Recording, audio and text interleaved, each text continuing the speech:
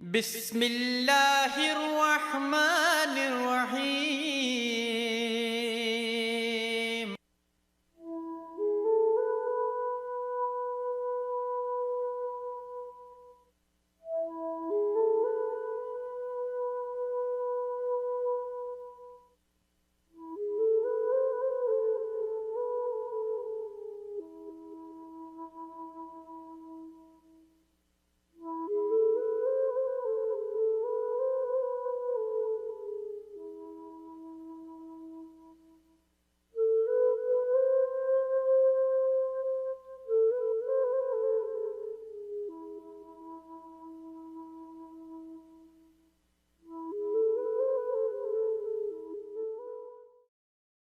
C'était le docteur Jamil Boutaleb à venir me rejoindre.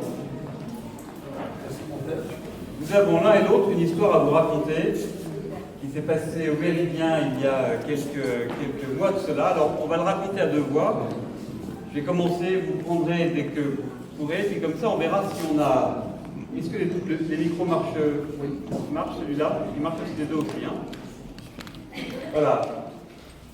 J'étais... il y a longtemps que je voulais que d'une manière ou d'une autre, l'émir soit présent dans cette maison, dans cet ensemble, dans cet espace de Cézanne, dans ce centre Pierre Claverie. Je ne savais pas quelle forme ça prendrait, mais évidemment, la figure de l'émir m'habite depuis longtemps. Je voulais qu'elle soit... Et je cherchais une représentation à mettre quelque part dans mon bureau, dans une salle de conférence, enfin dans une salle quelque part, voilà. Et puis je viens au Méridien à l'invitation de vous, docteur Jamil Boutaleb. Alors qu'est-ce que ça fait au Méridien? Alors, bien sûr, nous avons fait une série de conférences au Méridien. Microson. Oui.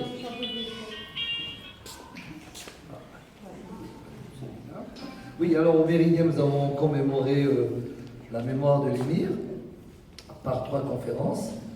Et on avait énormément de monde grâce à notre ami Gnoun. Et vous, mon révérend père Jean-Paul Lescaut, qui était présent. Et puis, il me dit, écoutez, il était ébloui par le tableau de l'émir. Il me dit, est-ce que je pourrais avoir une petite photo de l'émir? Ah, je lui dis, laissez-moi réfléchir.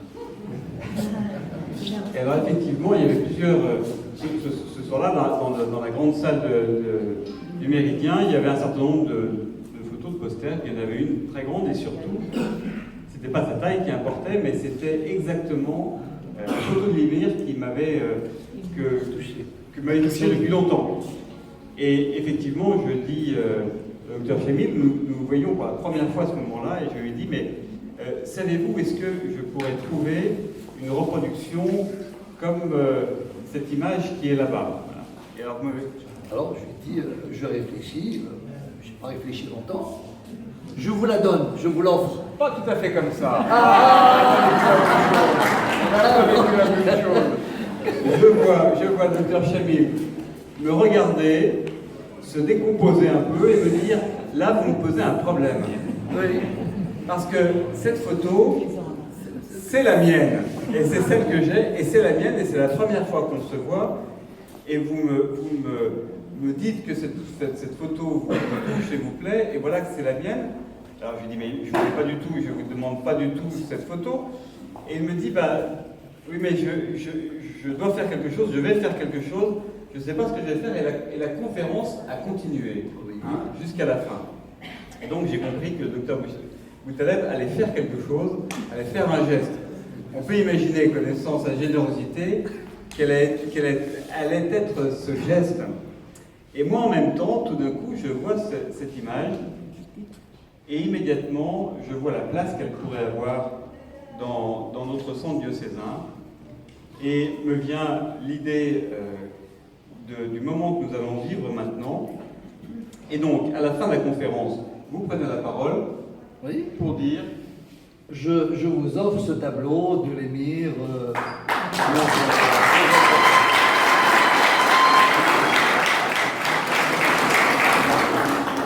Et puis je savais qu'il allait être placé dans un endroit sûr, qu'il sa place, que ce tableau est à sa place.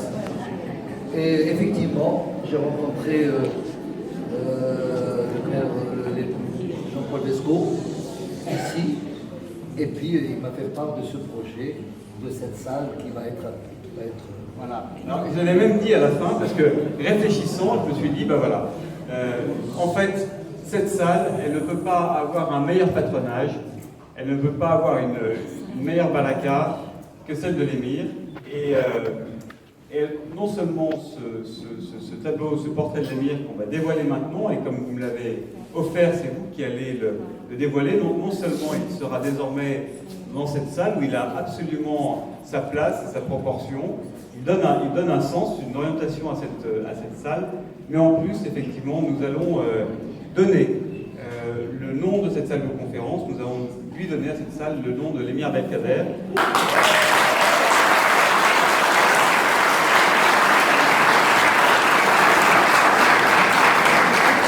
Et en partant, il y a une plaque qui sera dévoilée et qui restera inscrite de cette manière. Et donc les conférences, ce que nous vivrons ici sera dans cette salle Émir Abdelkader. Donc c'est un grand moment que nous vivons ensemble.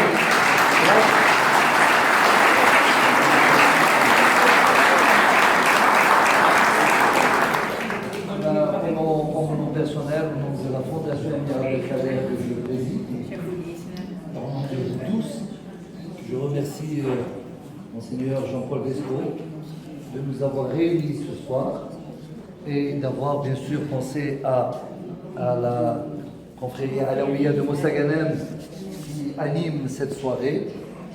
Et vraiment, je n'ai pas d'autres mots à rajouter que d'aller dévoiler voilà, mais on la co-dévoile. On va la co-dévoiler, simplement pour, je dois la vérité de dire que c'est la conjonction de deux événements, c'est-à-dire que nous avions prévu de faire cette veillée de Ramadan avec la confrérie Alaouia. Donc c'était un événement qui était prévu.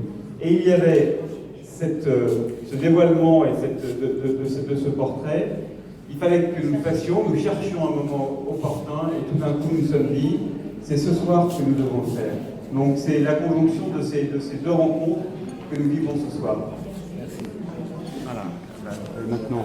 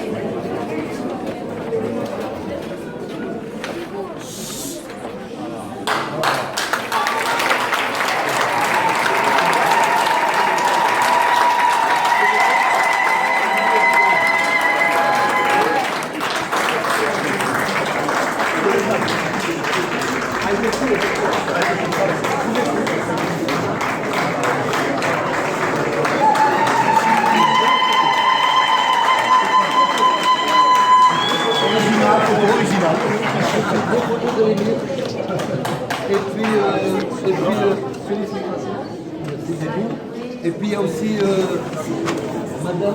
Je crois qu'il avait chez nous 60. Madame Louache. 73 ans. Madame Louache et. Monseigneur. Oui, on va descendre. Alors, Madame Louache vient de m'annoncer qu'elle offre 2 climatiseurs. Donc, dans quelques jours, vous allez recevoir 2 climatiseurs. Voilà.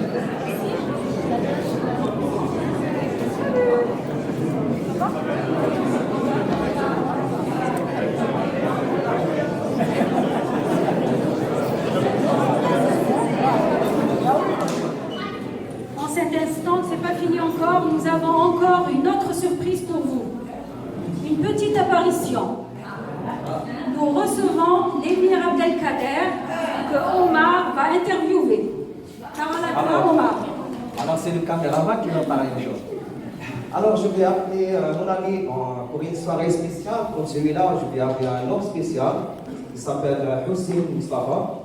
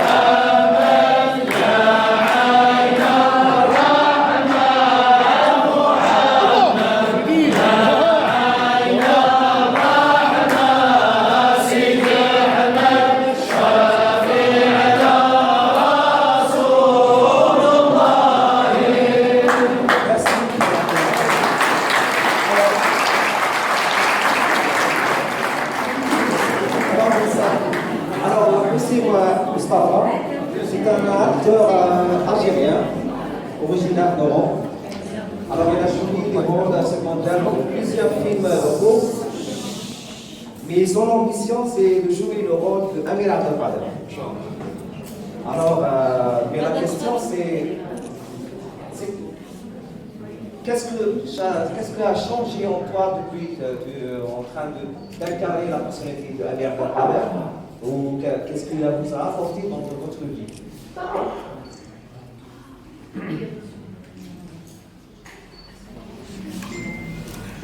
بسم الله الرحمن الرحيم والصلاة والسلام على أشرف المرسلين سيدنا وحبيبنا ومولانا وقرة أعيننا محمد. Je voudrais d'abord remercier M. Jean-Paul et Omar et Mademoiselle Lilian.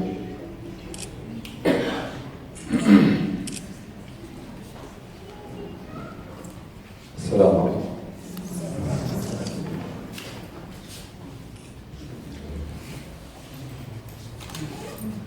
لا يسعني أن أتكلم عن الأمير عبد القادر في دقيقتين أو 3 دقائق.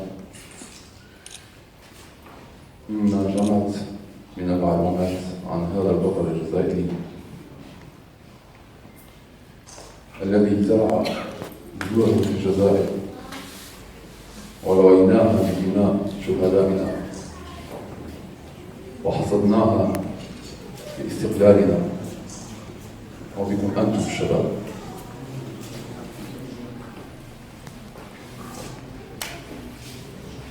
نتكلم من جهة السينمائية كيف نستطيع أن نلبس ثوب الأمير عبد القادر. عندما أتاني إلهام النقاش أن أدخل في هذه الشخصية ما كان علي إلا أن أقرأ تاريخ هذا البطل. قرأت عدة كتب من تاريخ هذا البطل، وعندما انتهيت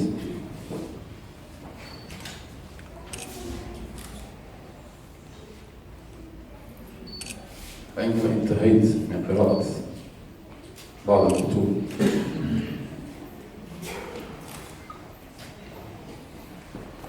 قلت في نفسي لن أبدأ، وبدأت من الصفر. كيف أجسد بطل جزائري يحتوي على عدة شخصيات: الأمير الصوفي، الأمير السياسي، الأمير الفيلسوف، الأمير الحكيم. فهذه ما كان علي إلا أن أدخل إلى باب التصوف. فبتصوف الأمير عبد القادر وتربيته الروحية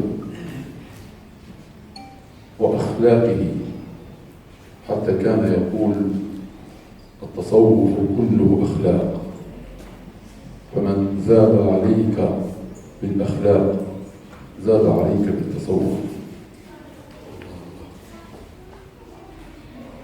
فبدأت لأن الأمير عبد القادر لا نستطيع أن نجد بعض الفيديوهات حتى نتمكن من تقمص هذه الشخصية. لجأت إلى بعض المشايخ وأولياء الله الصالحين، ومنهم شيخ قدس الله روحه الشيخ عبد اللطيف القائد من الزاوية الهبلية بالقائدية. فعندما أقابل هذا الشيخ وأجالسه وأتحدث معه، هو نفس الجلوس للأمير عبد القادر، نفس الرؤية، حديث روحاني عجيب لا تسمعه بأذنك فقط، ولكن تسمعه بجلدك، تسمعه بعينيك، بوجدانك. فتربيتي الروحية وتصوفي هو الذي ألبسني ثوب الأمير عبد القادر. والله العظيم لولا تصوف الأمير وتربيته الروحية لما وصل إلى هذا المقام الأخلاقي. في 1848 سميت مقاطعة في أمريكا بأل-قاعدة. في هذه الفترة لم تكن هناك وسائل اتصال. كيف وصل اسمه إلى تلك الأرض لولا بطولته وشهامته وحكمته وأخلاقه؟ فخلقه أمام العباد وأمام الله هو الذي رفعه إلى هذه الدرجات. تربيته الروحية ومحبته لكل العالم هي التي رفعته في مقام عالي. وقدر ما شكرنا وقدر ما أعطيناه قليل على هذا الرجل. ونفتخر كجزائريين بانتمائنا إلى هذا البطل. نفتخر كجزائريين بانتمائنا إلى هذه الأرض. أبدا لم يكن يريد منصب الإمارة، وعرضت عليه منصب السلطان وأبى،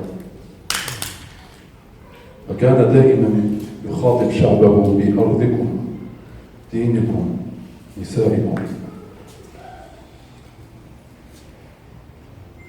هذا البطل الذي تجول باسمه في كل مكان، هذا البطل أينما ذهب ترك بصمة، سواء في أرض الجزائر أو في فرنسا أو في دمشق.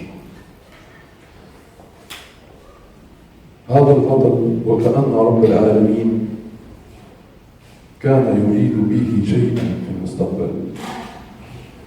لو أرى سيرته في سن 5 تعلم القراءة والكتابة، في سن 11 حفظ القرآن والإيجاز وقراءات 7،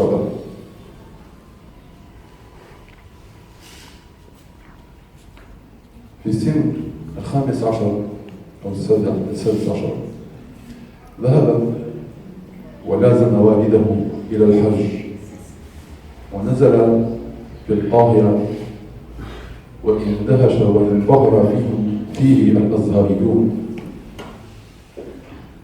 وقالوا لأباه: هذا الطفل له شأنه عظيم. حتى والدته كانت له فراسة في هذا الابن، لم يلازم إخوته كما لازم الأمير عبد القادر. ثم واصلوا رحلة الحج إلى بيت المقدس، ثم إلى بيت الحرام مكة المكرمة، ثم خلوته أول خلوة كانت في غار حراء، ثم رجوعه إلى ابنة عمه. والشيء العجيب هو سنه الصغير 23 سنة بنى دولة، أسس دولة، أسس الدولة الجزائرية الحديثة. وكل هذه الدراسات عندما انتهيت وطبعا بأخلاقه ورؤيته كيف كان يجلس وكيف كان يأكل وكيف كان يخاطب شعبه وكيف كان يخاطب عدوه وكيف كان يمشي، كان دائما هادئا. الناس كلهم كان يعرفونه بنظرة منه فقط. فأنا كممثل جزائري كان علي في هذه الفترة ما تقارب ب3 سنوات، كان علي أن ألبس ثوب الأمير عبد القادر. كيف كان يجلس، كيف كان ينظر، كيف الأمير عبد القادر في خلوته متذللا إلى ربه منحنيا رأسه، ليس نفس الأمير وهو فوق خيله أمام عدوه، ليس نفس الأمير مع زوجته، ليس نفس الأمير مع خطابه لجيشه. حتى انبهر فيه الفرنسيين ولا زالوا يقدسون سره بدون أن يشعروا. وهذه النتيجة اليوم دليل على إطلاق اسم الأمير عبد القادر على هذه القاعة. هذا شرف لنا أن يكون منصب الأمير عبد القادر في كل بلد، أن يكون اسم أمير عبد القادر في كل شارع في العالم. إن شاء الله الرحمن الرحيم نأمل جاهدين أن نكون في دور الأمير عبد القادر، أن نتقمص هذا الدور، أن يكون فيلما تاريخيا يشهد للجزائر. وشكرا لكم.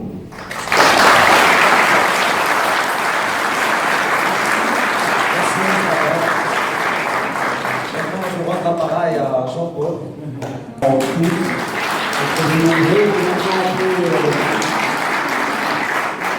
Docteur Chami, je vais vous appeler pour venir dévoiler la plaque, et puis vous aussi, Amir. On va simplement. Donc vous avez un grand merci pour cette soirée. Cette soirée peut continuer dans la cour autour du thé, de la chamilla, du café, voilà, toute la nuit. Vous êtes bienvenus. Et on va maintenant dévoiler cette plaque.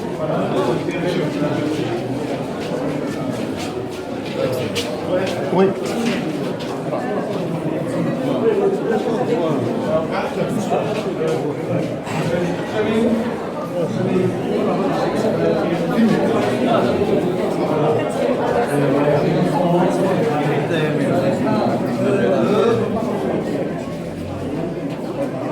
Ah, ya